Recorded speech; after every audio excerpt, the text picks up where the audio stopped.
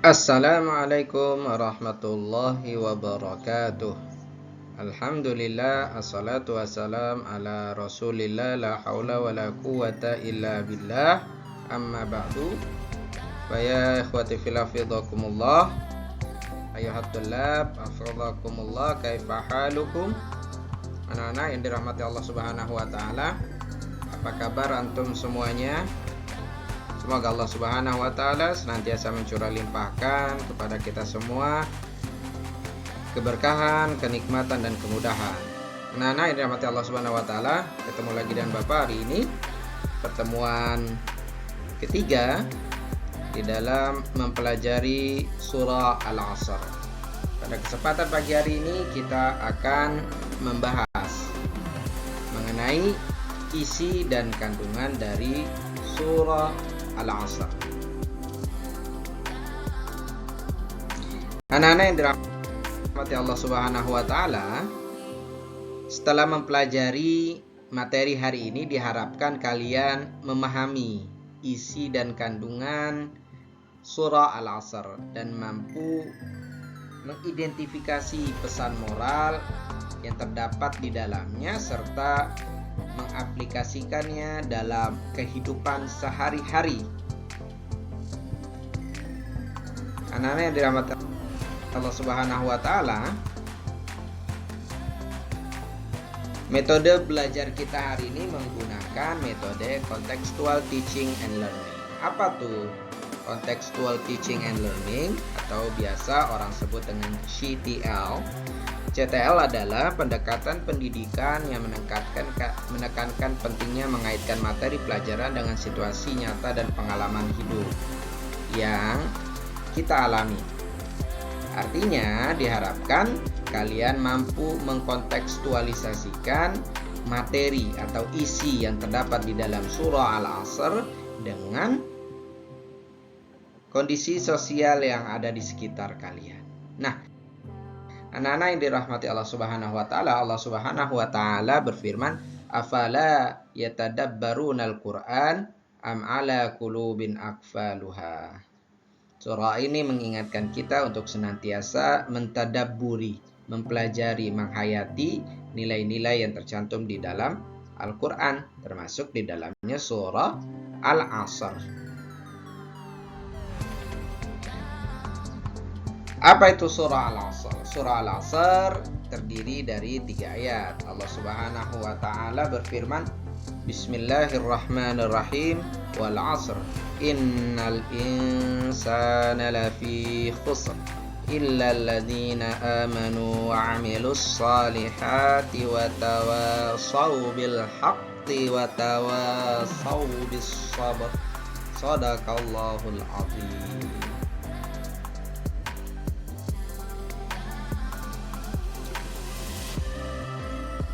Berikut Bapak tayangkan video bacaan surah Al-Asr yang dibacakan oleh Syekh Musyari Rasid Al-Afasi. Silakan disaksikan.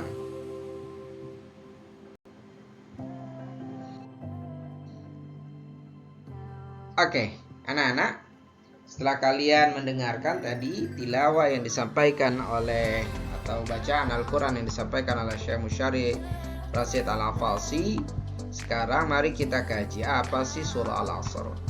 Surah Al-Asr merupakan surah Makkiyah, diturunkan sebelum surah Al-Adiyat dan setelah surah Asy-Syarh. Surah Al-Asr termasuk surah yang tidak memiliki sababun nuzul. Maksudnya apa? Maksudnya tidak memiliki peristiwa atau kejadian tertentu yang melatar belakangi turunnya surah tersebut.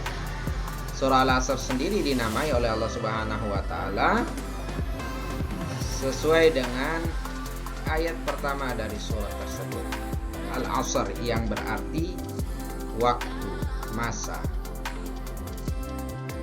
Baik, anak-anak, tadi Bapak sebutkan surah Al-Asr merupakan surah Makkiyah. Apa itu surah Makkiyah? Di dalam kajian ilmu Al-Quran ada namanya Makkiyah, surah Makkiyah dan surah Madaniyah. Apa itu? Surah Makkiyah dan surah Madaniyah dalam kajian ilmu Al-Quran mengacu pada perbedaan asal-usul dan karakteristik surah Al-Quran itu sendiri. Ada beberapa pendapat dari ulama tafsir tentang Makkiyah dan Madaniyah.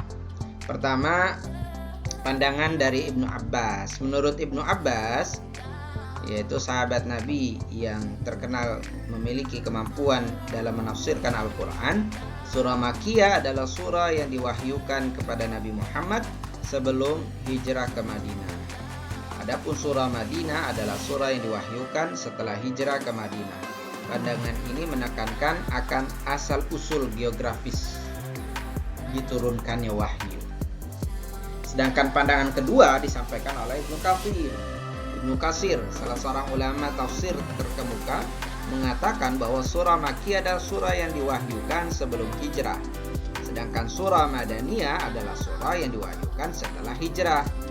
Namun pandangan Ibnu Katsir tidak hanya mempertimbangkan asal-usul geografis wahyu, tetapi juga mempertimbangkan konten surah dan peristiwa-peristiwa sejarah yang terkait dengan wahyu tersebut. Kemudian pandangan ketiga disampaikan oleh Sibawayh. Sibawayh salah seorang ulama tafsir klasik. Beliau memandang konsep Makkiyah dan Madaniyah dari sudut bahasa. Baginya surah Makkiyah adalah surah yang isinya lebih banyak berfokus pada ajaran pokok Islam seperti keimanan, tauhid, dan akhlak. Sementara surah Madaniyah lebih banyak berbicara tentang hukum-hukum sosial, ekonomi, dan politik.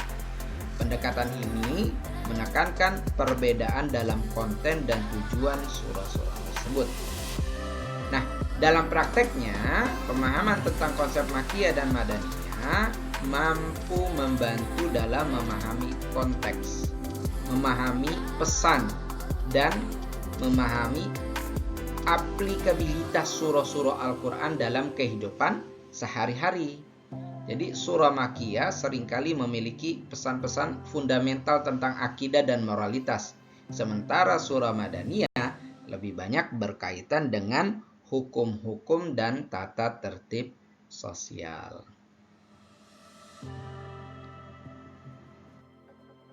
Oke, di awal juga tadi Bapak menyebutkan ada surah Al-Asr adalah surah yang tidak memiliki sababun nuzul atau latar belakang diturunkannya surah. Apa itu maksudnya? Nah, asbabun nuzul sendiri atau diterjemahkan dengan sebab-sebab turunnya dalam kajian ilmu tafsir, ilmu Al-Quran terdapat beberapa pandangan dan pendapat. Nah, berikut Bapak sertakan 3 pendapat ulama tafsir yang relevan terkait dengan asbabun nuzul. Pertama, pendapat yang disampaikan oleh Ibnu Abbas.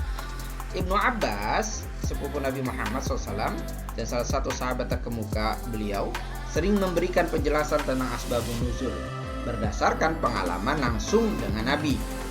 Dia banyak memberikan wawasan tentang sebab-sebab turunnya beberapa ayat Al-Quran. Pandangan dan penjelasannya digunakan oleh banyak ahli tafsir untuk memahami konteks dan latar belakang ayat-ayat tertentu. Pendapat kedua disampaikan oleh Ibnu Katsir.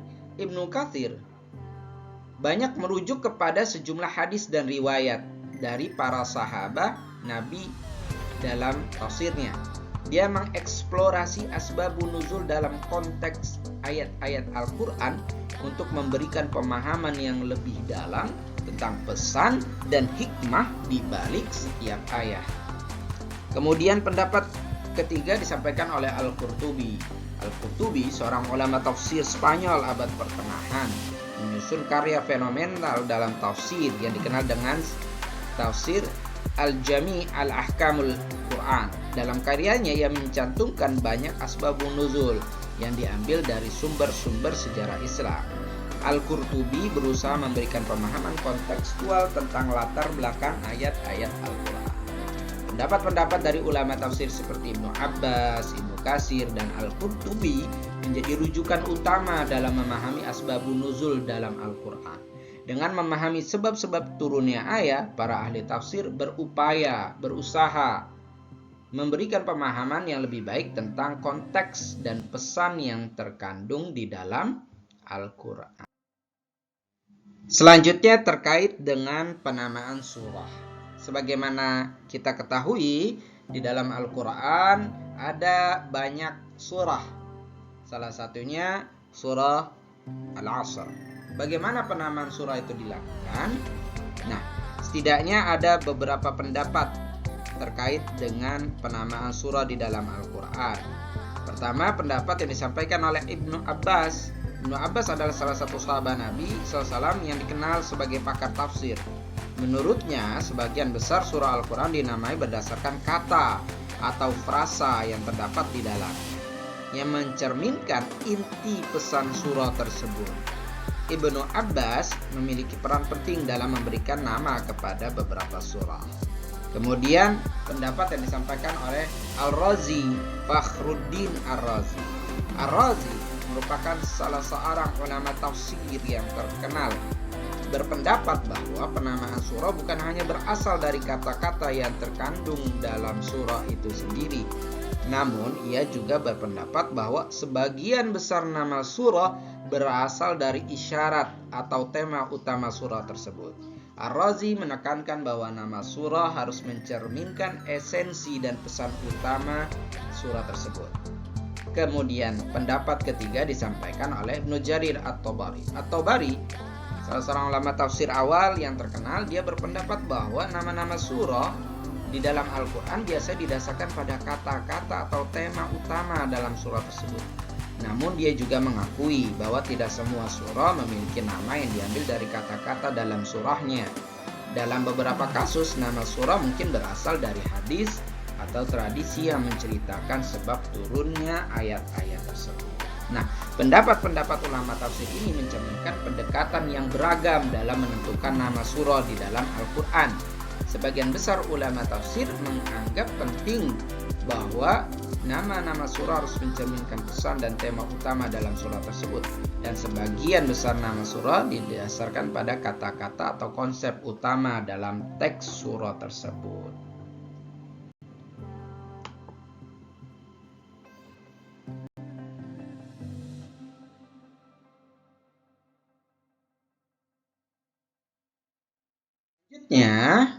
Selanjutnya kita akan membahas isi dan kandungan surah Al-Asr. Surah Al-Asr adalah surah ke-103 dalam Al-Quran dan terdiri dari 3 ayat. Dalam tafsir Fi Zilalil Quran karya Sayyid Qutb, surah ini ditafsirkan sebagai berikut. Surah Al-Asr mencakup pesan yang sangat penting bagi umat manusia. Surah ini menyatakan bahwa manusia berada dalam kerugian kecuali mereka yang memiliki 4 karakteristik utama, yaitu iman, amal soleh, saling menasihati dalam kebenaran, dan saling menasihati dalam kesabaran. Iman adalah dasar yang paling fundamental. Manusia harus memiliki iman yang benar dan kuat kepada Allah Subhanahu wa Ta'ala dan nilai-nilai yang diajarkan oleh Rasulullah SAW. Adapun amal soleh, berbuat baik, adalah wujud dari keimanan. Iman harus diwujudkan dalam bentuk amal soleh, yaitu tindakan-tindakan baik dan ketaatan kepada Allah.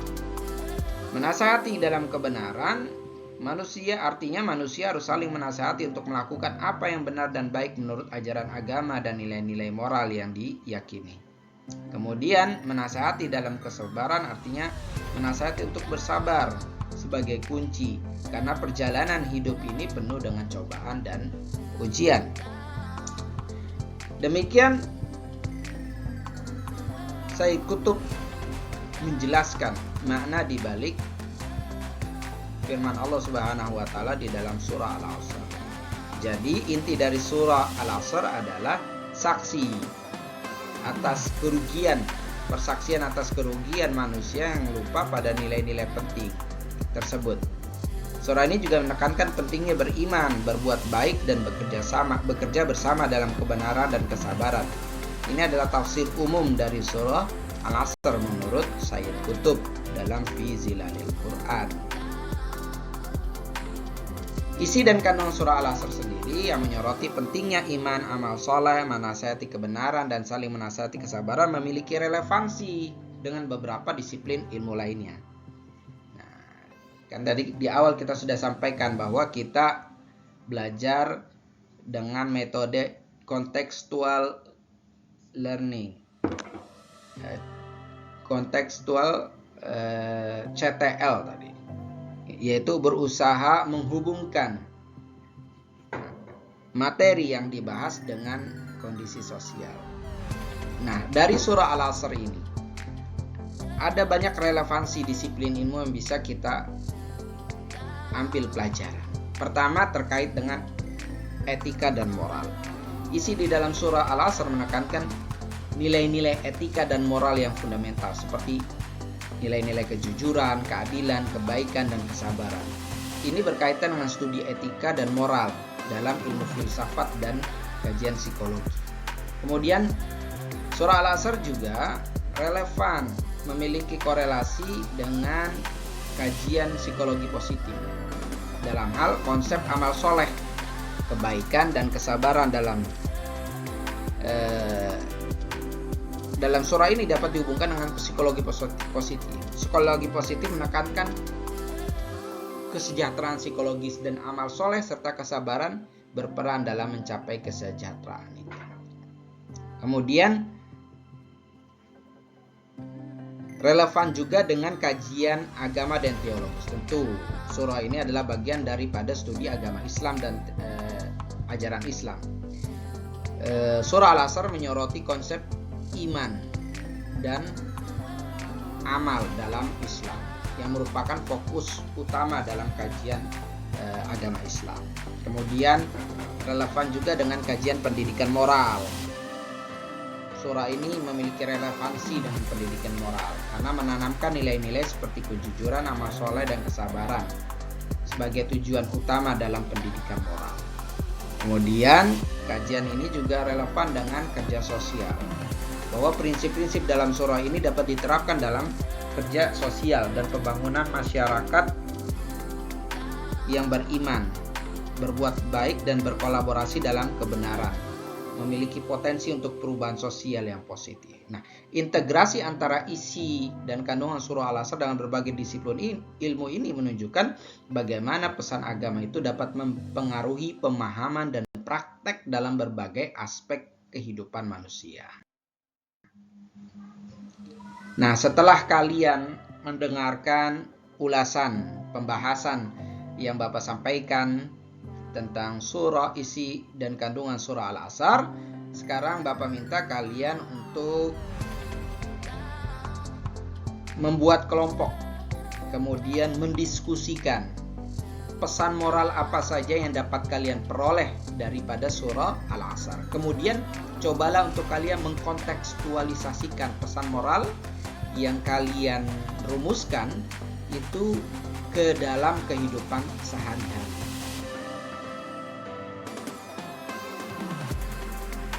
Setelah kalian merumuskan poin-poin tadi, silakan kalian buat materi presentasinya untuk nanti dipresentasikan di depan kelas. Dalam proses presentasi nanti teman-teman yang lain dipersilahkan untuk mendiskusikan hasil presentasi dari kawan-kawannya. Gitu.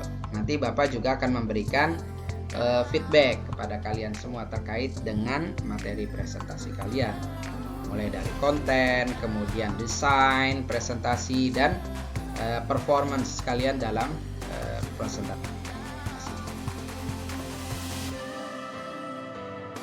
Setelah nanti kegiatan presentasi dilaksanakan, Bapak minta kalian merefleksikan materi yang kita bahas pada kesempatan pagi hari ini.